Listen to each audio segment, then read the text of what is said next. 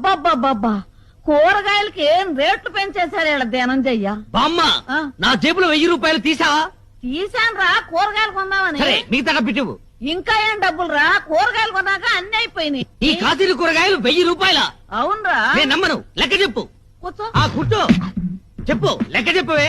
వంకాయలు కేజీ 25 కేజీలు తీసుకున్నా. 100. బెండకాయలు కూడా కేజీ 25 కేజీలు తీసుకున్నా. మరో 100. కాకరకాయలు దోసకాయలు ఇంకొక 100. 300.